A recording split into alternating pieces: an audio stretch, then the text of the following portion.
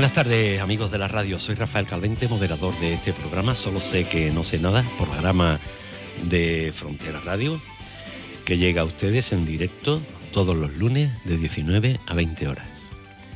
Somos la emisora comunitaria de Jerez, una radio independiente, sin ánimo de lucro, sin publicidad y completamente autofinanciada. Nuestro compromiso va más allá de las ondas. Colaboramos activamente en obras sociales, llevando la magia de la radio a nuestra comunidad. Tú también puedes ser parte de esta magia. Con solo 5 euros al mes puedes convertirte en oyente suscriptor y ayudarnos a mantener vivos nuestros proyectos. Tu aportación económica nos permite pagar nuestras cuotas a la Sociedad General de Autores, renovar equipos esenciales, cubrir los gastos operativos para que la magia de la radio nunca se apague. ¿Dónde puedes escucharnos si estás en Jerez?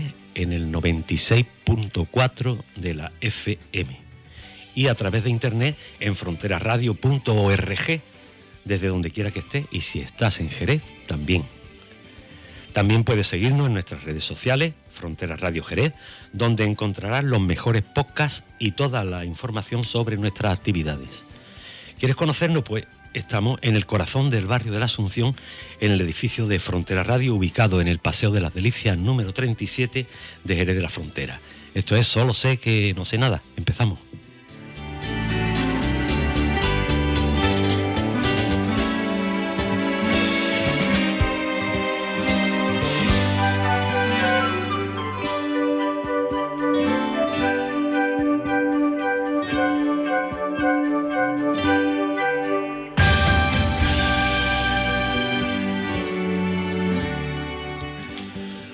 Hoy nos acompaña una voz con memoria, con compromiso y con una larga trayectoria dedicada a entender el pasado para interpretar el presente.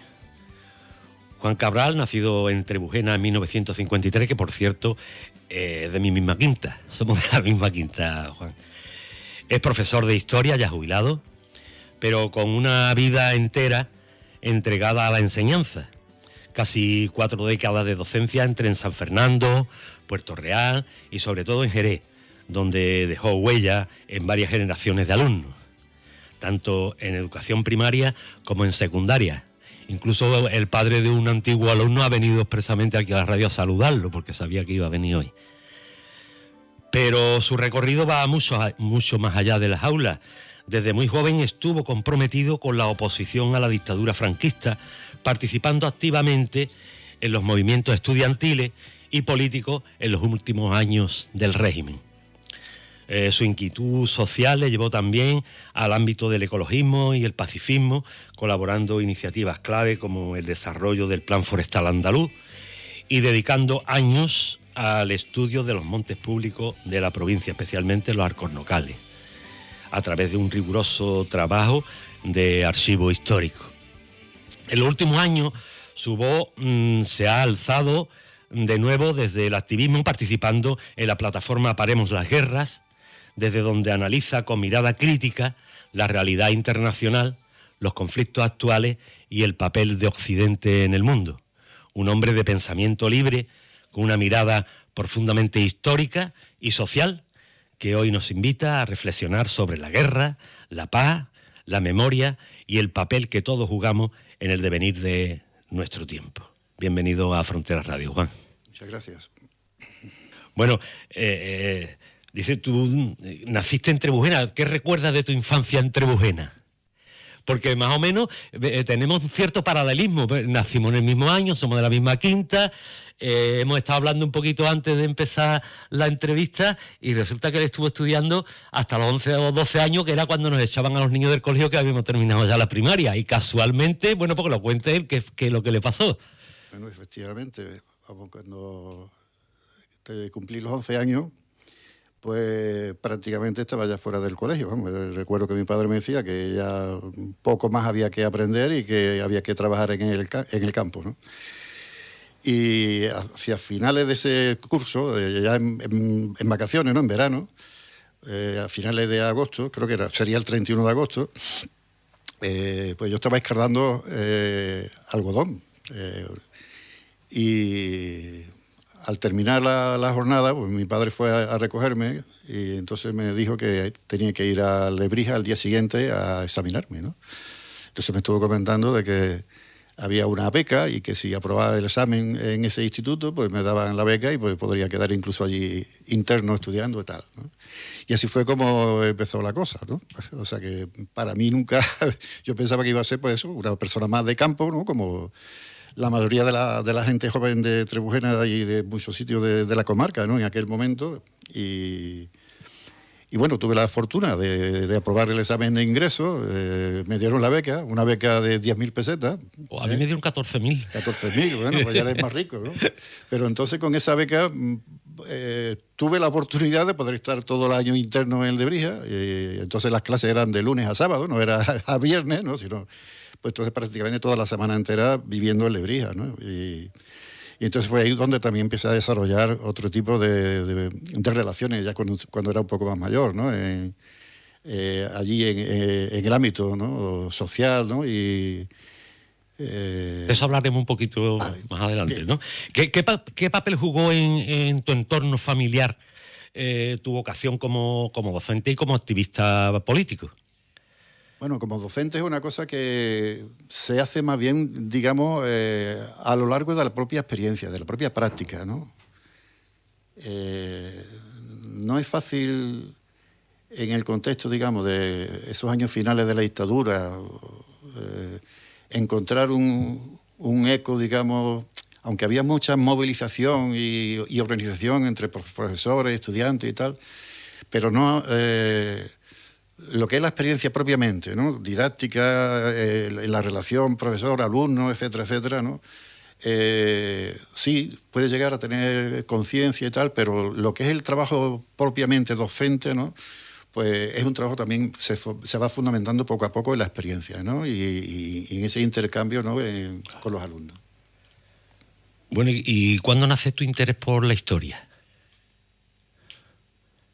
Mi bachillerato fue completamente un bachillerato científico, ¿no? Porque estaba pensado más que nada para futuros ingenieros, ¿no? O peritos, ¿no? Era una modalidad agrícola ganadera. Recuerdo que incluso había asignaturas muy duras, ¿no? De física, de química, las propias matemáticas, ¿no? Sin embargo, por influjo sobre todo de otro gran familiar, que por desgracia murió también muy joven, ¿no? Mi primo Antonio Cabral Chamorro, historiador que también estuvo trabajando mucho aquí en Jerez y dedicado en cuerpo y alma a la investigación, pues fuimos encontrando, digamos, un punto, digamos, de relacionar la historia no solamente como un recuerdo de cosas, sino sobre todo de tener proyectar pensamiento crítico sobre la experiencia del pasado, ¿no? ¿Y hubo algún profesor que te marcara especialmente? De profesor, profesores que me marcaron, por ejemplo, durante mi trabajo en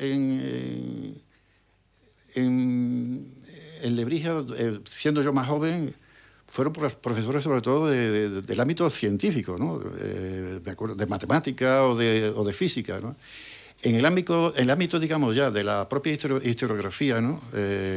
Ya siendo ya persona más madura, ¿no? y metiéndome en este campo, sobre todo fue la lectura de Fontana. Josep Fontana, yo creo que ha sido el padre de muchísimos historiadores de este país, y todo el gran salto adelante que ha dado la historiografía en este país es gracias al trabajo de Josep Fontana, ¿no? Sus libros han sido...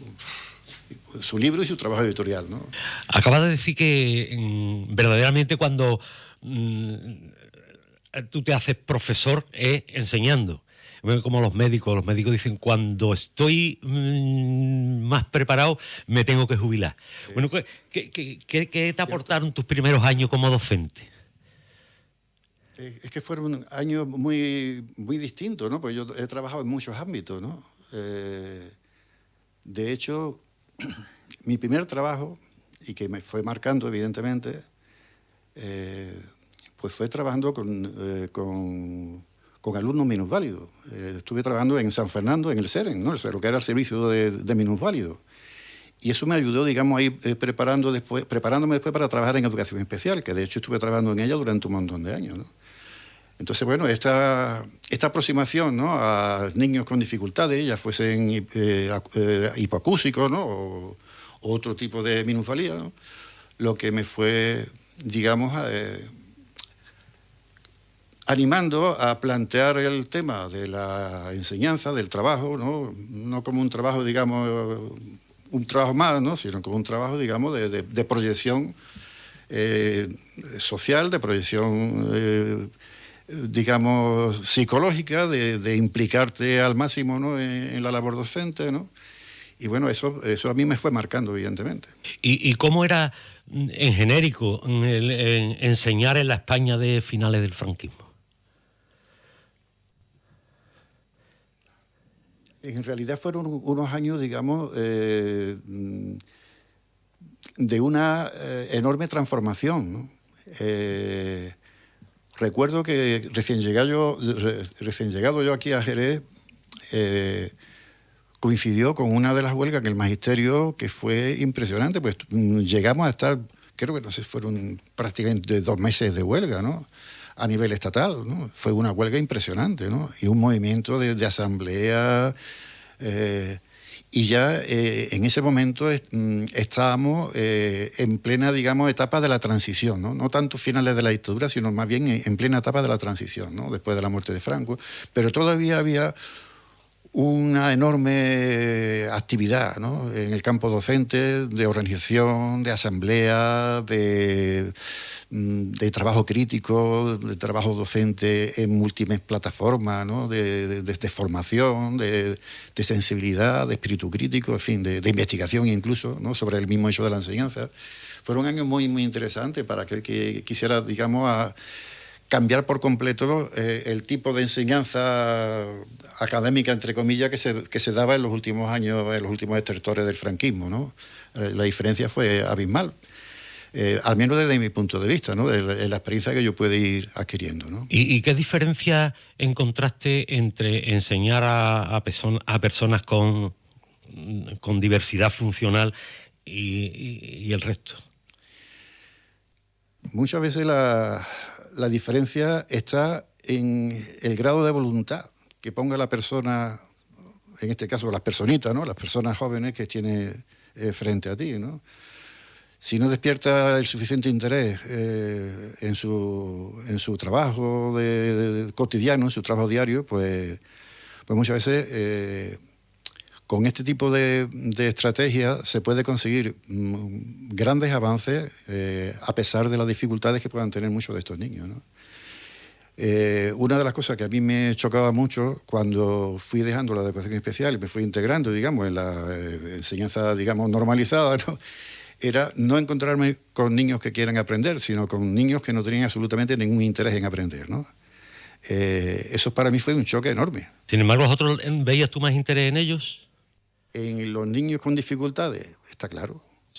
Un niño sordo, por ejemplo, estaba constantemente en tu mirada a ver si a través de la lectura labial era capaz de poder averiguar qué es lo que tú querías decirle, en fin. De hecho, yo al principio, cuando empecé a trabajar, no tenía ni puñetera idea de mímica. ¿Y fuiste aprendiendo? Yo en la primera clase que yo entro, pues fue gracias a un niño que tenía una lectura labial impresionante. Prácticamente era el que me transmitía el mensaje al resto de los alumnos, ¿no? Y en ese intercambio, pues claro, tú vas marcando el ritmo del trabajo dentro del aula, pero que fue así. ¿Llegaste a aprender el lenguaje de signos? Lo terminas aprendiendo, pero con un objetivo, ¿no? Porque el lenguaje mímico, digamos, tiene una lógica que a lo mejor no es la lógica, digamos, de la construcción, digamos, gramatical del lenguaje normal, ¿no? Entonces lo que intentaba es, para facilitar el trabajo a los chavales, era intentar por todos los medios de que el lenguaje mímico que yo hacía era para ayudarle a comprender la estructura del lenguaje normal, para que después, cuando él tuviera que hablar con otra persona, pues tuviera más fácil el poder comprenderlo, el poder entender lo que quería decir, ¿no? ¿Y cómo crees tú que ha cambiado el alumnado en estos últimos 40 años? Eso no sé, la pregunta así en abstracto es muy complicada, ¿no? Evidentemente ha cambiado mucho. Para que te haga una idea, recuerdo en una de los últimos años que estuve en el bachillerato, le puse una película a alumnos de bachillerato, Los Santos Inocentes, ¿no?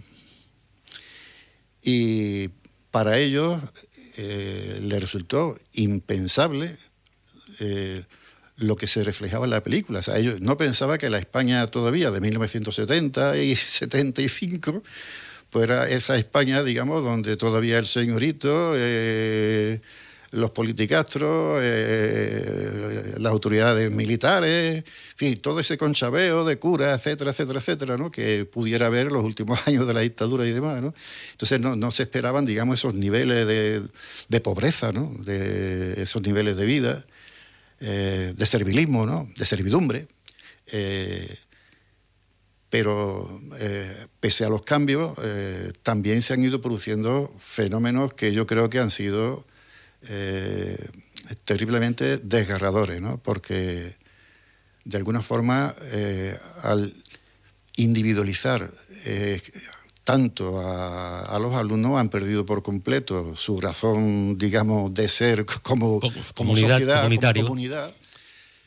Y en ese aspecto, mentalidades tan pequeñas, tan frágiles, pues se han perdido muchísimo, ¿no? En este mundo, digamos, de falso consumismo, ¿no? De la prontitud de conseguir las cosas, etcétera, etcétera, ¿no?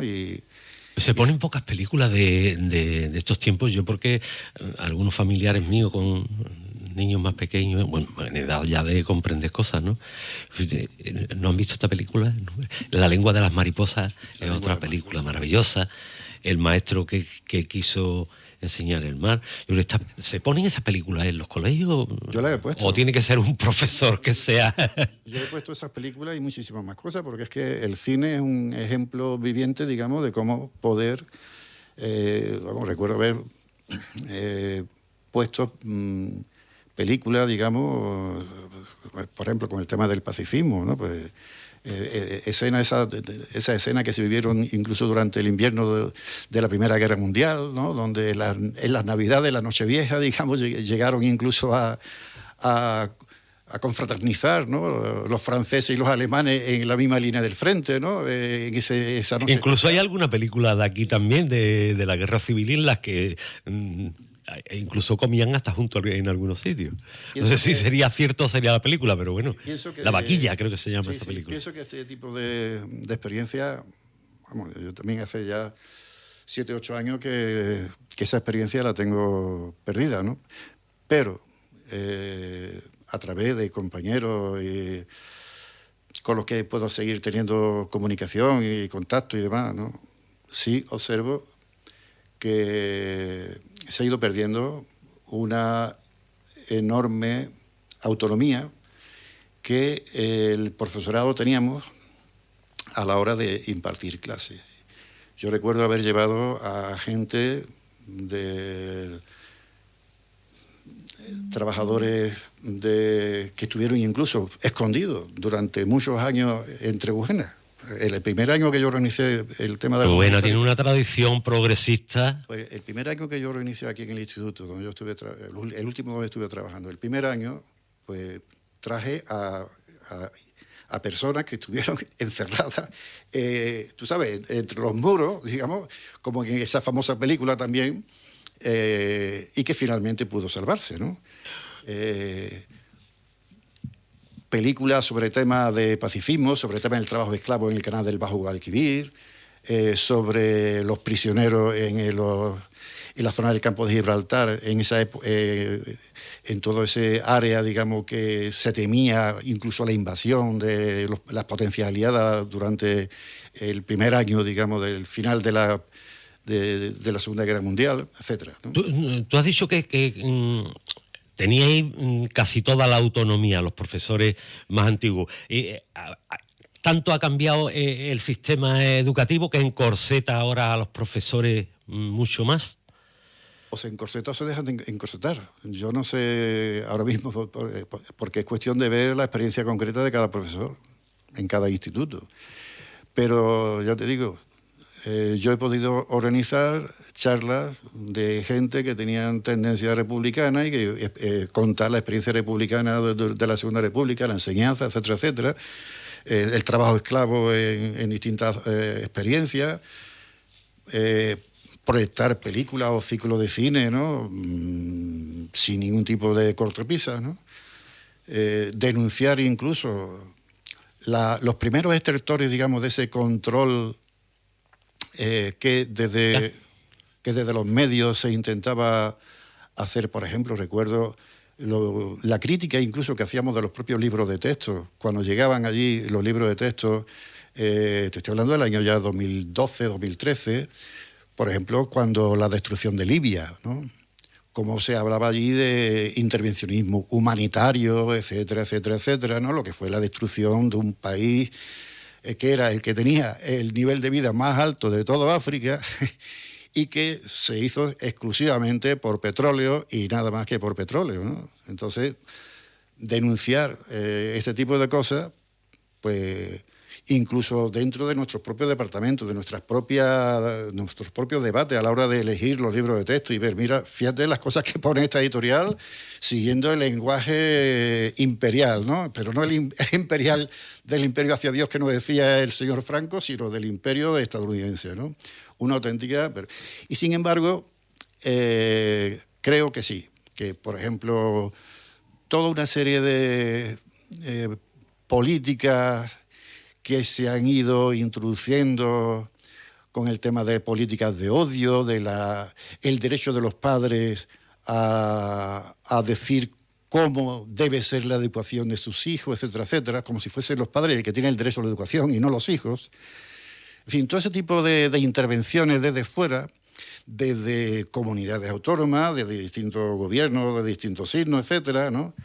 Pues ha ido encorsetando la labor docente y hoy día el espíritu crítico que se pueda proyectar dentro de las aulas, y no me refiero solamente a los aspectos de la secundaria, sino incluso a la enseñanza superior, los niveles de cooptación del profesorado, de limitar, digamos, sus posibilidades, sus trayectorias, etcétera, etcétera, de intervención dentro del aula. Yo creo que sí, que hoy día son más complicadas que entonces. ¿Y tú crees que, porque hay un dicho que dice que la historia la escribe el que gana la guerra, y tú crees que hoy se enseña, al día de hoy, se enseña la historia bien enseñada? ¿O? No se enseña bien la historia. Y si no hay un estudio del pasado para comprender el presente, si el estudio del pasado simplemente es como una especie, digamos, de narrativa secuencial donde ya tenemos predeterminado cuál es el resultado, ¿no? Esa historia está condenada completamente al fracaso, ¿no? Yo creo que la historia que no contempla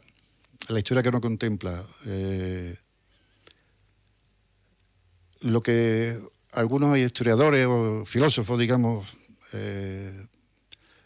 relativamente recientes, decía de pasar el cepillo de la historia, ¿no? O sea, de cuando la historia se van sedimentando un montón de acontecimientos, ¿no? Pero si tú, claro, como la historia la escriben los vencedores, pues entonces sobre ese cepillo que aparentemente tú vas moviéndote, aparentemente no pasa nada, ¿no? Pero sin embargo, cuando tú agitas el cepillo y sale todo ese polvo interior que puede tener acumulado ahí durante decenas o cientos de años, entonces empiezan a aparecer las voces de las víctimas, ¿no? Entonces no podemos comprender la historia, por ejemplo, de Estados Unidos y de por qué de sus casi 250 años de historia solamente 16 ha vivido en paz, si no tiene en cuenta también cómo se fundamenta Estados Unidos con una estrategia, digamos, de exterminar todo lo que le rodea. que de alguna manera es lo que sigue haciendo hoy día. O sea, no tiene ningún tipo de reparo en tirar una bomba atómica en Hiroshima, Nagasaki, destrozar un pueblo, una ciudad, un país, etcétera, etcétera, ¿no? Incluso hablando del pasado, se dice desde determinados partidos políticos que eso pasó hace ya muchos años. Claro, pero esa también es la manera de decir, no quiero levantar eso porque yo quiero seguir contando la historia oficial. Y la historia oficial, que no es solamente, te pongo un ejemplo, no es solamente hechos que puedan ser controvertidos. Te pongo el ejemplo del estudio de la desamortización en España, ¿no? Que cambia por completo el panorama de lo que es la propiedad pública y la diversidad de formas de propiedad que había en España, por ejemplo, a la altura de 1800.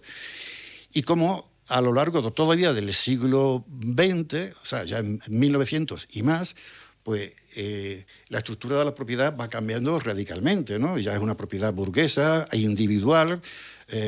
Entonces las formas de propiedad colectiva van desapareciendo, ¿no? Los montes de propio, los montes, digamos, de realengo, que eran montes baldíos y que eran de propiedad común y por tanto de aprovechamiento común, etcétera, etcétera, ¿no? Entonces, claro, todo esto se va haciendo una especie de bola en el que cuando hay equipos, como ha habido, por ejemplo, ya en todas las universidades españolas, ¿no? Te lo digo porque soy también miembro, digamos, de la Sociedad Española de Historia Agraria, ¿no? Y entonces, ¿qué es lo que sucede? Cuando ha habido ya en todas las universidades españolas equipos que han estado estudiando toda la transformación de la propiedad agraria digamos, comunal y sus distintas formas a propiedad individual, la formación de los grandes terratenientes, en fin, etcétera, etcétera, muchas veces cuando abren los libros de historia de una universidad, toda esa investigación que se ha incorporado de una forma documentada en los últimos 50 años no está contenida en los libros de texto de las propias facultades. Con lo cual seguimos estudiando cosas que se enseñaban hace 50 años. Y eso afecta tanto al tema de la Revolución Industrial, se achaca mucho de la Segunda República. Toda esa visión no cambia. No cambia. Se achaca mucho que la historia más reciente, dicen algunos profesores, no sé si como una excusa, no sé lo que tú entiendes, que es que prácticamente no le da tiempo. Porque cuando llegan allá al siglo XIX, XVIII, XIX, XX, ya no... Cuando llegan a la Ilustración ya termina el curso. Entonces nunca estudian la historia contemporánea. Pero bueno, también existen estrategias. Consiste en decir el libro de texto lo tiramos a la basura y vamos a construir otra forma de trabajar la historia. Por ejemplo, puedes estudiar también la historia al revés. ¿Por qué no empezamos a ver con los alumnos la historia de tus abuelos? Cuéntame la historia de tu abuelo. Y construir, digamos, la historia contemporánea a partir de las historias, digamos, o de las microhistorias que se van formando a partir de los abuelos. Y ahí te va a salir... Las familias. Pues mi bisabuelo estuvo en el Penal del Puerto y un día fue mi abuela allí al Penal del Puerto y le dieron en una canasta o en una cesta, le dieron sus cosas porque ya no estaba allí. ¿Y qué había pasado? Que lo habían fusilado, ¿no? Entonces, los propios niños van construyendo y entonces encuentran en confrontar su propia vida cotidiana actual con la de sus antepasados recientes, pues empiezan a construir historias, no a partir de las tonterías de los libros de texto, sino a partir de sus propias vivencias. ¿No crees tú que el desconocimiento de la historia haya hecho que en la juventud se haya perdido, en los estudiantes jóvenes, se haya perdido el espíritu crítico? Puede influir, pero no. Son muchas cosas las que influyen en la juventud y no es solamente la enseñanza de la historia. La enseñanza de la historia es una cosa más. Pero las grandes transformaciones la pérdida de conciencia social, el individuo o el individualismo, digamos, tan desarrollados, todo ese tipo de fenómenos van mucho más allá de las posibilidades que tiene la propia escuela o la propia enseñanza de proyectar ese tipo de vivencia que a lo mejor otros hemos tenido la suerte de poder disfrutar, ¿no? Y compartir y por tanto desarrollarla a lo largo de su vida. ¿Cómo se puede despertar el interés por la historia en los jóvenes? También la pregunta es complicada, pero vamos, yo... Es que es muy abstracto el claro, la pregunta es muy abstracta, pero siempre... Bueno, ya tú has dicho un apunte. O sea, un apunte para mí siempre ha sido eso. Otro es intentar hacerle descubrir las grandes mentiras de la historia, ¿no? O sea, por ejemplo, si hablamos de la revolución industrial, si vamos a hacer descansar que el gran desarrollo tecnológico que se dio en Europa a partir del siglo XVIII con la revolución industrial, en Gran Bretaña, que si tal, que si cual, todo se debe exclusivamente a una maquinita que se inventó allá por tal, en Escocia, ¿no? James Watt, ¿no? Y la máquina de vapor y todo ese tipo de historias, se ocultan, digamos, fenómenos que fueron cruciales porque... Yo le pongo, por ejemplo, a los chavales, o le ponía a los chavales un ejemplo. Digo, mira, aquí en Puerto Real tenemos uno de los astilleros, o teníamos uno de los astilleros más importantes de todo el mundo, de los mejor dotados, de los tecnológicamente más avanzados. Digo, si partimos, digamos, de las grandes enseñanzas de la economía liberal, tenemos ahí unas condiciones, tenemos miles de trabajadores, tenemos las mejores máquinas, tenemos el mejor espacio. Con lo cual vamos a empezar a fabricar barcos, ¿no? Vamos a empezar a fabricar barcos y los vendemos, ¿no? Pero claro, después te das cuenta que el mercado no funciona así, ¿no? Primero tú tienes que tener ese mercado creado y una demanda, porque si no hay demanda, no, tú hacer barco por hacer barco no tiene sentido, ¿verdad? Y entonces, a lo que quiero llegar. Lo que quiero llegar con esto es que Inglaterra, por ejemplo, tardó más de un siglo en poder vencer a la India para introducir sus tejidos en competencia con los que la India producía. Es decir, ¿cuál fue la estrategia de Inglaterra? Llevarse el algodón y negárselo a la India para que la India se viese obligada a comprar las telas fabricadas en Inglaterra y no al revés. Y ya te digo, todo ese proceso tardó más de un siglo. Entonces, si tú no analizas ese fenómeno de cómo a través de la armada, de la flota, de guerra, va imponiendo una determinada estrategia. Lo que viene a ser la geopolítica. La esclavitud de los negros para trabajar y producir el algodón que tiene que ir a Inglaterra para la fábrica. El algodón no llega a Inglaterra por arte de magia, ¿no? Esa esclavitud negrera que se va de África hacia América, etcétera. Entonces, cuando tú estudias la historia de otra manera, y el libro de texto lo va poniendo en otro contexto, pues también a lo mejor puede despertar en los alumnos otro tipo de aproximación a comprender los fenómenos sociales y su complejidad, ¿no? La historia no es una cosa que esté en el libro de texto y ya está, y tú nada más que tienes que aprenderte esto porque ya está en el libro, no. Tú también puedes hacer que el libro sea un elemento secundario o de apoyo en última instancia, pero no principal, para que el alumno pueda ir construyendo también sus propias vivencias, sus propias experiencias. Su propio criterio. Y vaya adquiriendo a través de eso, efectivamente, sus propios criterios. Y entonces, de hecho, el gran historiador del siglo XX, ¿no? Erich Hobsbawm, lo decía, ¿no?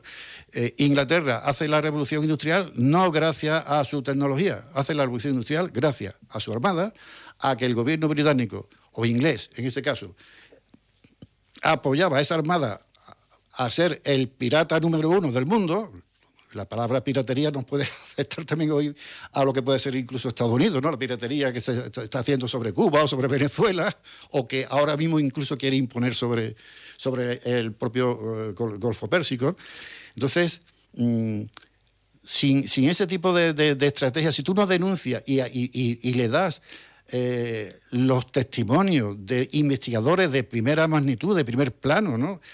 Los grandes protagonistas, digamos, de la investigación histórica, si tú no le das ese tipo de instrumentos a los alumnos, sino que simplemente pasa de un libro de texto y otro, y da las cosas por sabidas, pues evidentemente los alumnos nunca van a desarrollar el más mínimo espíritu crítico, porque creerá que todo lo que está escrito en un libro de texto, y eso es precisamente lo que quieren muchas de las autoridades políticas o ideológicas, digamos, que nos controlan, ¿no? El que el alumno no pueda salir de ese corsé que se impone, digamos, desde el propio currículum, desde la presión que se ejerce desde las autoridades académicas, y ya hoy día incluso descaradamente, ¿no? universidades incluso como la de Estados Unidos, el ser, o no digamos, por ejemplo, en Inglaterra, ¿no? El apoyar la causa palestina es una causa, digamos, incluso de considerarte hasta una persona filoterrorista, ¿no? La pregunta era abstracta, pero la respuesta ha estado bien y contundente. Vamos a ir a unas cosillas un poquito más personales. ¿Qué aportó para ti personalmente el dedicarte a la docencia? Ya te digo, personalmente, yo tenía en mi proyecto personal, ¿no? Cuando tenía 35, alrededor de 40 años, pues desarrollar, digamos, un plan, digamos, de investigación, ¿no? Sobre todo en temas medioambientales, forestales, pero la propia transformación que fue sufriendo la enseñanza, sobre todo en la transición del antiguo bachillerato, ¿no? El famoso BUP y el COU, esa transición a la actual secundaria fue bastante traumática para mí, porque si en la primera etapa de mi trabajo en bachillerato yo tenía tiempo para poder acceder a archivos, y Alcalá de los Gazules, o al Archivo Histórico Provincial, a Cádiz, o incluso aquí el Archivo Municipal, ¿no? Conforme se va desarrollando el tipo de trabajo que la secundaria te exigía, con el tipo de niños que entraban en la secundaria, que ya eran todos, ya no estaban, digamos, seleccionados, sino porque el antiguo bachillerato era también... Entonces, esto, yo recuerdo que en un momento determinado lo comentaba en mi casa, ¿no? Y decía, o te dedicas a esto o es imposible que te puedas dedicar a la investigación. Es imposible, en este contexto. Y yo creo que eso se ha ido todavía, de alguna forma, cuando a un profesor que tiene cerca de las 20 horas lectivas, que tiene más de 200 alumnos, que tiene que proyectar programaciones, corregir exámenes, en fin, pruebas, etcétera, etcétera, y todo el enorme trabajo burocrático que eso conlleva, además, pues prácticamente o te dedicas a la enseñanza exclusivamente o lo va a tener difícil si quieres dedicarte a otras cosas. No digo que no sean compatibles, eso también dependerá de las expectativas que cada uno tenga y de sus posibilidades y demás, ¿no? Pero yo llegué a un momento en que me tuve que plantear o me dedicaba al tema de la enseñanza o iba a tener problemas, ¿no? Y entonces no me arrepiento de haber adoptado esa actitud de decir, bueno, pues si voy a dedicar a la enseñanza, voy a disfrutar de ella. Y por tanto, si me voy a enfrentar con los niños, estupendo. Vamos a enfrentar con ellos, vamos a hacer lo que los niños pues no sean un problema ni una carga, sino que intentar dinamizar, animar, en fin. Entonces, pasármelo bien. Entonces, en ese tipo de relación, pues vas desarrollando unas habilidades, unas cosas, ¿no? También sabiendo que muchas veces los alumnos son alumnos y una vez te quieren coger por aquí o por allá, ¿no? Pero bueno, también uno está en disposición de ver dónde tienes que parar y dónde tienes que dar mucha confianza para que los alumnos sean capaces, digamos, de verte no como el que está enfrente, sino también como una persona más que está allí y que puede en un momento determinado poder ayudarle, ¿no? Que eso no siempre se consigue, eso es evidente que eso es muy complicado, ¿no? Más en los tiempos actuales, ¿no? Oye, tú militaste en contra de la dictadura franquista. ¿Cómo recuerda aquellos años?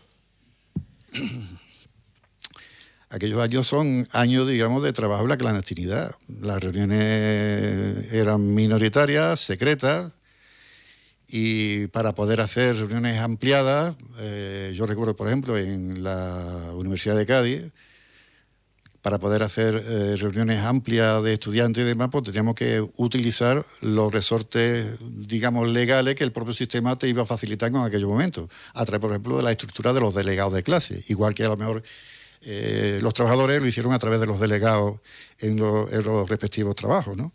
Entonces eso te permitía el poder disponer de una estructura en la que tú aprovechabas esa misma posibilidad de esas puertecitas que te dejaba abierta el propio franquismo, pues para intentar organizar, dinamizar incluso dirigir también las protestas cuando en un momento determinado había que lanzarlas, ¿no? ¿Y qué riesgo asumía un joven estudiante comprometido políticamente? El riesgo es que te pudieran detener, el riesgo es que te pudieran detener y por tanto el que te pudieran estar en la cárcel, pasar por el Tribunal de Orden Público, no saber lo que te podría pasar, etcétera, etcétera, ¿no? Por tanto, la represión no era una cosa ficticia, era una cosa real con la que teníamos que contar en aquel momento.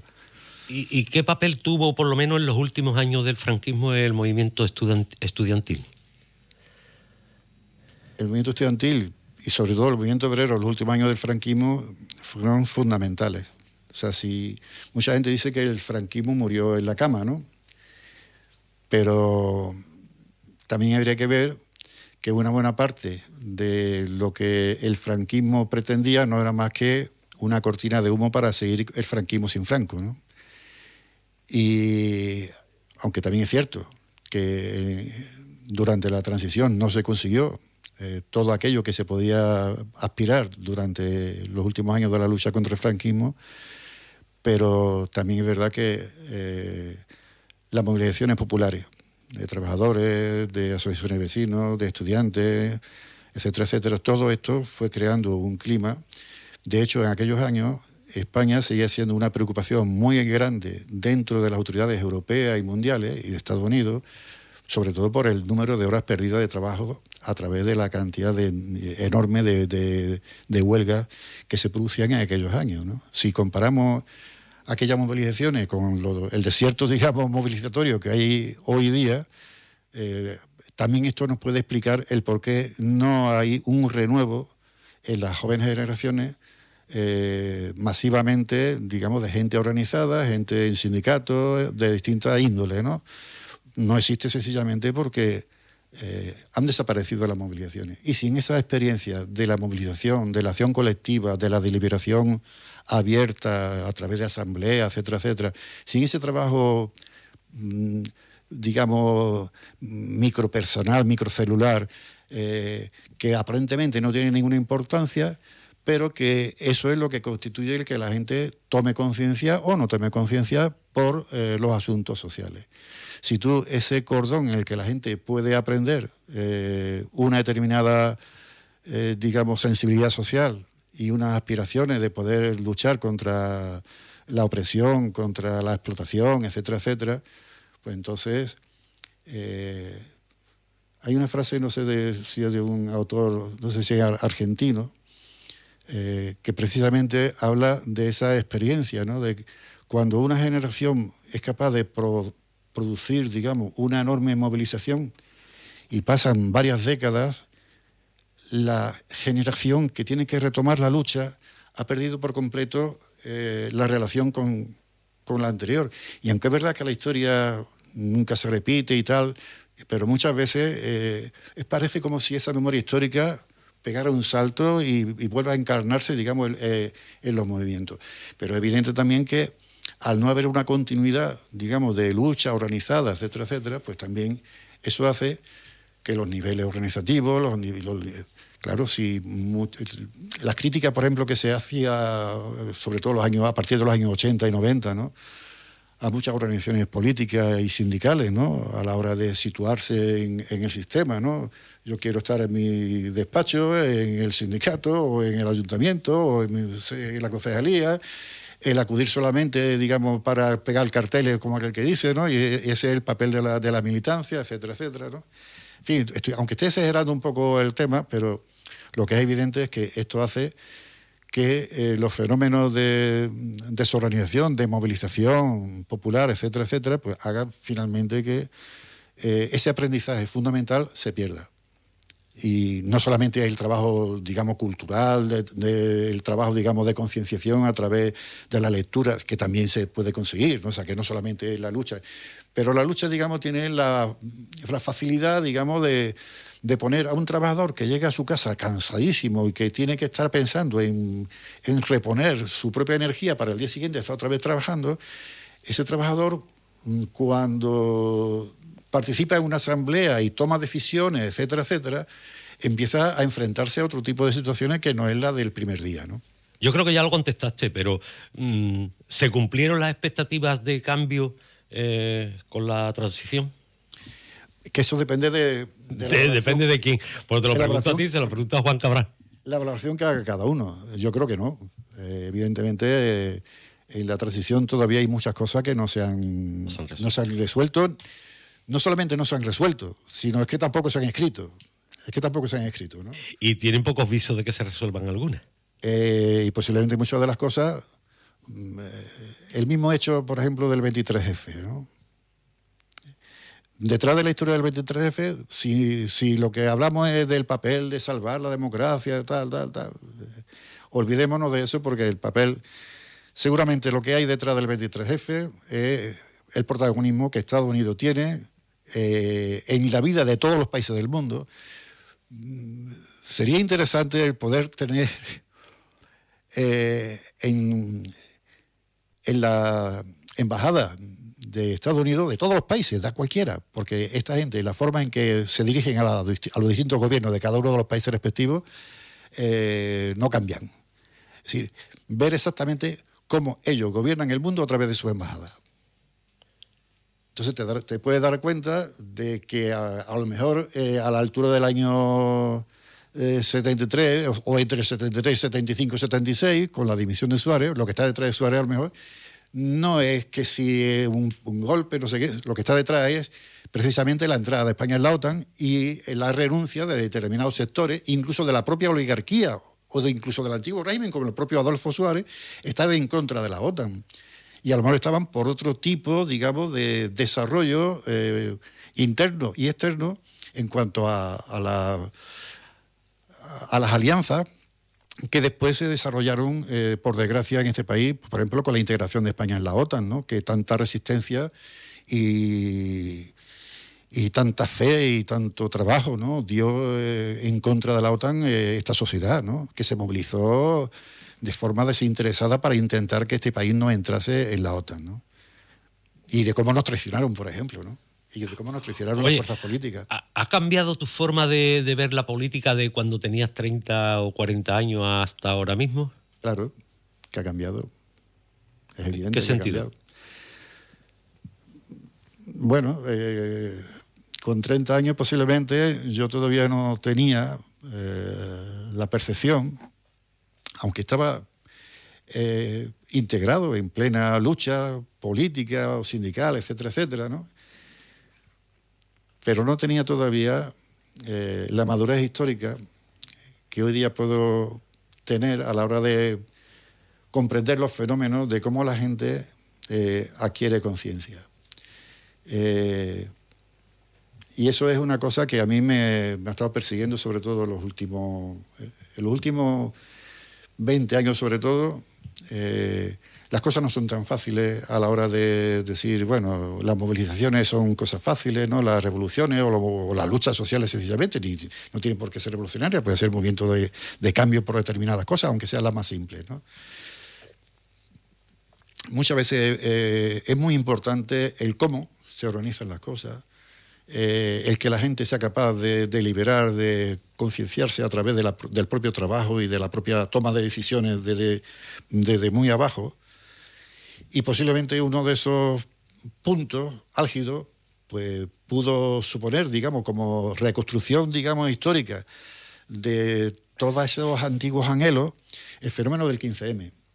Pero recuerdo, al menos en mi vivencia, ¿no? Que también el 15M, de alguna manera, pues fue cooptado y entonces finalmente terminó siendo pues, lo que ha sido una experiencia más de lo que el marxista italiano hablaba de una revolución pasiva. Cuando en un país se dan unas condiciones para un cambio y no hay ni organización popular ni organización política capaz de poder desarrollar y dirigir ese cambio, finalmente las oligarquías y las fuerzas reaccionarias lo que consiguen es lo que se llama una revolución pasiva. La famosa frase de todo tiene que cambiar para que nada cambie, ¿no? Oye, ¿tú crees que hay suficiente movilización ciudadana ahora mismo? Ahora mismo, al contrario. El último que ha habido ha sido en la semana pasada en la cosa de sanidad. Estamos bajo mínimo, porque incluso hasta movilizaciones como esta de la sanidad, que debería de movilizar a millones de personas, siendo importantes las que se producen, sí, que tampoco hay que minusvalorar, digamos, estas movilizaciones, pero lo que es evidente es que es muy importante reconocer que los niveles, digamos, de movilización en la sociedad española y sobre todo de organización a través de asociaciones de vecinos, de sindicatos, de organizaciones populares, etcétera, etcétera. No, hay muchas vanguardias, hay muchas élites, hay mucha separación entre estas élites, muchas veces incluso de unos partidos a otros, de unos grupos a otros, la diferencia es mínima, sin embargo, priorizan, digamos, su organización antes que poner en común, digamos, con otras, donde prácticamente las diferencias son mínimas en los objetivos que puedan perseguir. El mismo fenómeno, por ejemplo, del no a la OTAN en España, ¿no? El estar en contra de las bases o estar en contra de la OTAN, que además ahora mismo lo estamos teniendo a huevo. Ahora mismo lo estamos teniendo a huevo. En primer lugar está la experiencia de las propias, cómo nos intentan forzar desde Estados Unidos para que nosotros les demos las bases, para que ellos hagan lo que les dé la gana, etcétera, etcétera, ¿no? Dicen, no es que si no nos vamos, porque somos como si nosotros, ellos nos estuvieran haciendo un favor a nosotros por tener la base de Rota o la base de Morón, ¿no? Entonces, eso por una parte. Y por otra también viendo lo que ha pasado en estos últimos días en el propio Golfo Pérsico. No ha habido ni una base americana defendida por los soldados americanos. Han huido todos, se han escondido en hoteles y han dejado a los países del Golfo con el culo al aire. ¿Sí o no? Entonces, ¿para qué sirven las bases militares? La base militar en realidad no es para defender a ningún país. En todo caso es para controlar a ese país a partir de la potencia dominante dentro de la organización que sea. En este caso, Estados Unidos dentro de la OTAN. Oye, Juan, ¿la conciencia crítica de la sociedad está desactivada totalmente o tiene viso de que se vuelva a activar como en otros tiempos? En eso hay que tener perspectiva. Hay que tener perspectiva. Hay que tener un doble trabajo. Digamos que ahora mismo, si tú atiendes objetivamente a la realidad del mundo existente, es decir, de la organización realmente existente a nivel de lo que puede ser una España transformadora o una Europa transformadora en el sentido de progreso, de felicidad de la gente, de mejores condiciones de vida, etcétera, etcétera, esto es bastante, digamos, negativo. Pero también hay que tener en cuenta que la historia no solamente se mueve a partir de estos aspectos subjetivos, digamos, de la organización social. La organización social puede tener también ese trabajo, digamos, microscópico, digamos, de trabajar en barrios, en asociaciones, en sindicatos, etcétera, etcétera, coadyuvando, digamos, acción sindical, acción social, acción municipal, etcétera, etcétera. Todo esto con una perspectiva de un cambio, digamos, en el que, de alguna forma, si nosotros queremos formar una corriente, no te consideres, digamos, como la parte del torrente, sino como una gota que está ayudando a que esa corriente se vaya formando. Porque en los asuntos históricos, en los asuntos sociales, también aparecen los momentos, ¿no?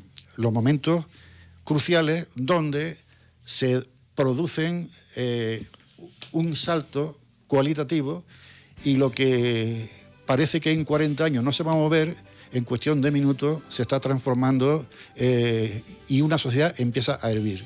Si no estamos atentos, digamos, al análisis también, digamos, y creo que en Europa podemos estar llegando, no digo que pueda ser hoy para mañana, pero sí de tenerlo en perspectiva, el momento de lo que yo considero que va a ser el gran despertar a la realidad a la que nos vamos a enfrentar en Europa, por desgracia, en los próximos 10, 15 años posiblemente.